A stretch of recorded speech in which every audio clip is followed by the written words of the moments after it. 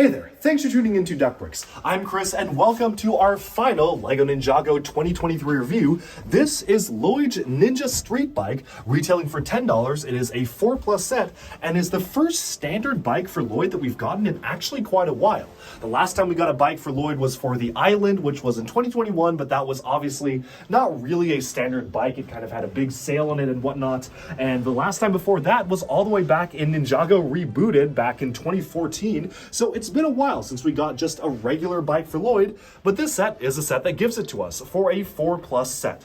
Now, in case you're curious, I have reviewed every single one of the Ninjago 2023 January wave sets, which you can see all together right here. So if you do want to see my mega review on them, do go take a look at that, linked in the description below. But if you just want to see a review of Lloyd's Ninja Street Bike, then you're in the right place. Let's jump right into the review. Okay, so this is set number 71788. It's called Lloyd's Ninja Street Bike, retails for $10 or 10 euros, and is a 4+ set, making this the most simple set of the entire wave. Despite this being a 4+ set, I am actually pretty pleased with the overall content and what you get out of the set itself. You have a standard regular ninja bike for Lloyd, which we haven't really gotten of the scale since Rebooted. Sure, we got a bike for Lloyd from the Island, but that one was a little bit more specialized and had like a sail on top of it. This is our first kind of standard Green Ninja bike that we've gotten in a while, and of course we actually also have one of our most substantial villain builds of the entire wave, counting the mech for the villains aside in our mech battle pack. This is probably the largest build for the villains that you're going to see. Obviously this is Ninjago core and the focus is on giving us different iterations of the heroes, so it's not necessarily a bad thing. I just find it interesting how the most substantial villain build is actually in a 4+ set. In terms of the minifigure selection, you just have the standard Lloyd Green Ninja core suit from the 2022 January wave, so nothing has changed there. He does not have an armor piece attached, mostly because 4+ sets actually cannot have armor pieces in them, because they figured it would be too hard for kids to actually put the piece around the minifigure neck, but also because the bike is specifically built such that if he was wearing the armor piece, he would not fit. So there are two reasons why he doesn't have that. As you can see, it's kind of pushed to the back here. We also have one of the Bone Warriors. This is a new faction of villains that are just kind of original villains created for core. These have nothing to do with the TV show itself, but we'll talk about these a lot more when it comes to minifigures. I personally think they're really cool and definitely a lot more interesting than the previous core villains. Now, for the set itself, honestly, there's not a ton that I can actually talk about here. It is just another Ninjago 4+ bike and shrine set, and there's nothing really wrong with it. You may not be the target age demographic, but I definitely know a lot of folks who are going to be introduced to Ninjago for the first time via sets like these, and I think that $10 entry sets of the 4+ lineup are a really good way to get kids involved in an original LEGO theme.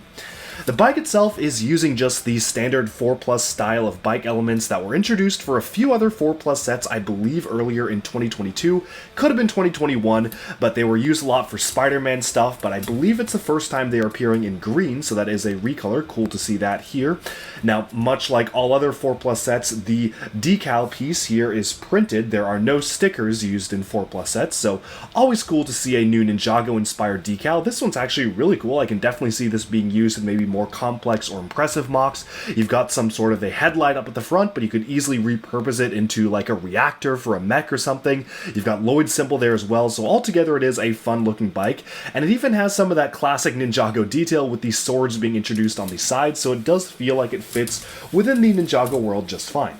One of the benefits of having 4+ bike sets like these is that they're really playable and they roll very far. All of these yellow Technic axles are the frictionless ones, so you can really get this bike completely spinning up and really have it roll a very long distance, which is just really fun to play around with for young kids, and I think this is a solid winning strategy of LEGO motorbikes using these pieces for 4+.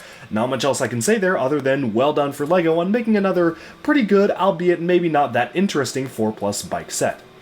Now, the shrine itself is also a fairly standard build, but I appreciate some of the details in the color scheme here, being that the villains are kind of a mix between the ghosts and the skulkin. It makes sense that the color scheme for the landscapes and buildings that they have also is a bit of a mix, with the red being a predominant color, but you've also got some of the spring yellowish green reminding you of the ghosts, but also the black and the white of the skulkin, giving it a very unique color scheme, but still reminiscent of villains we've gotten in the past.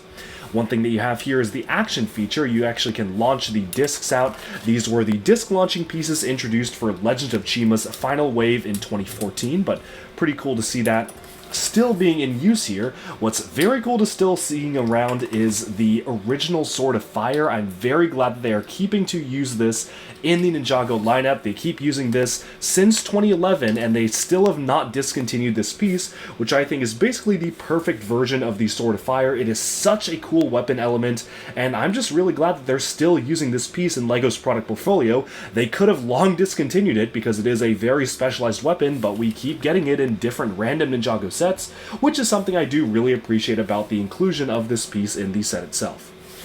Overall, that's about all I can say for this small $10 set. It is a nice little build. You've got a villain build, you've got a hero build. What else do you need for a set like this? And while it may not be everybody's style for a 4+ set, you don't necessarily need to get it. Again, there are sets that are made for younger audiences, and this is certainly one of them. It's just cool to get a pretty classic small set in a ninja with a motorbike facing off against a villain with some sort of a shrine and a weapon to collect. You've got all the benefits of having a playset together, and this is a perfect small-scale playset. So well done, LEGO, for making the set, and now we can move on to the next stuff. In terms of the minifigure selection for set number 71788, Lloyd's Ninja Street Bike, again you have the classic version of Lloyd in his standard core suit, which was introduced January of 2022, but they're just reusing all of the core suits for the Ninja this go around.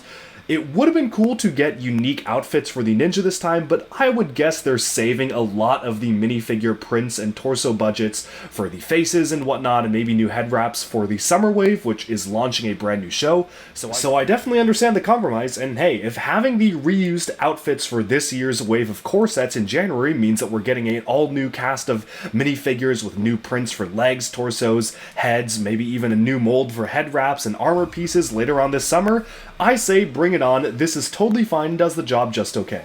Shame that he doesn't include the armor piece, although the bike is built such that he will not fit on it without the armor piece taken off, as well as the fact that again for 4+ sets you can't actually have armor pieces, so it's not that big of a deal.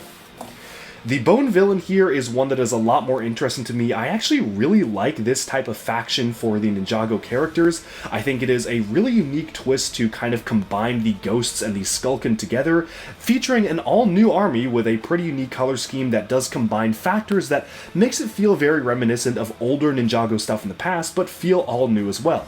And they certainly are a lot more interesting when compared to the original core enemies, which were basically just the standard snakes just recolored. We'll be talking a lot more about these when we get to the figures from the other sets, which actually use brand new molded weapons and a new molded jaw piece, but for now this is just a bit of a hint as to what's to come. Alright, and with that we have summed up our look at the final LEGO Ninjago 2023 set, Lloyd's Ninja Street Bike. Let me know down in the comments below what do you think of the model, do you like it, do you dislike it, and how do you think it fits in with the rest of the Ninjago vehicles. With that, that's pretty much all I have to say. We have reviewed every single one of all 10 Ninjago 2023 core sets. I'd love to hear your thoughts on the entire wave as a whole as well. What do you think of the models? What are your favorites and how would you rank them? And with that, we've summed up this video. Thank you all so much for tuning into Duck Bricks. Like and subscribe for even more LEGO news, reviews, discussion, and analyses coming away very soon. Bye for now.